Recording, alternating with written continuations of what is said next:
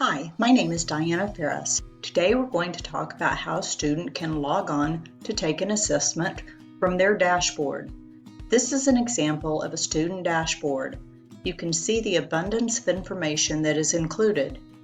In order for the student to take an assessment, once he's logged on, click on My Assessments on the left-hand side. You can see the assessments that the student has been assigned. If there were assessments that the student had already taken, that would be listed in the second area. If there were new assessments assigned to the student, you would see those in the third area. Students will see all of the ongoing assessments that are available to them. You will note, please make sure pop-ups are enabled on your browser. Make sure your students are aware of that and have taken care of that in their browser. You will also see the status of an assessment. In this case, none of these have been submitted. Once the student clicks on Take Test and answers questions, then you can see that the test is in progress or that the test has been completed. You will see the title of the assessments, and you will see that also on the assessment. So we're now ready to start. I'm going to click on Take Test. You can now see the title of the test. You can begin this assessment by clicking on the Start button. I can also cancel and go back. So to begin the assessment, click on Start. You can now see the questions as well as the online tools that are available to the student. The student can toggle and see all of the questions at one time. The student might want to highlight an area. So you would choose the text that he wants to highlight, go to the highlight area, and click on Highlight, and you can see it will now be highlighted.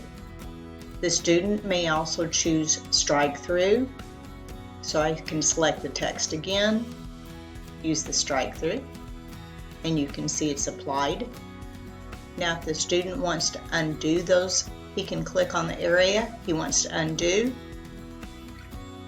Use the Undo Format tool, and you can see the highlighting has gone away.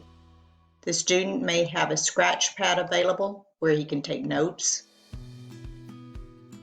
The student may use a ruler. You can move this ruler around. The student may also use a protractor. The protractor may also be moved around. The student may also magnify the content by clicking on the magnifying glass and increasing the percentage. I can go back to the normal view by going back to 100% and closing the menu. The student also has color contrast available. This will change the background and/or the font. So you can see how that would look, green on white, or white on blue. So now the student would have a color overlay online. You can go to the next question and you can see the color overlay will stay. The student can go through the different questions, or the student could use the toggle mode and see all of the questions at one time. The student also has a calculator available. You can type in the numbers, and there are also tools on the calculator that are available. The first question is multiple choice. The student can click on the correct answer. He can also eliminate those choices. You can see they gray out. So now the student only sees 2 choices. He can also restore those if he's changed his mind. These questions are text. So he would type in the appropriate answer, and then when the student is finished, he can click on Submit. This will finish the assessment and the student will exit, and the answers will be submitted for scoring. Once the student has submitted the test, he's finished. Thank you for your time today.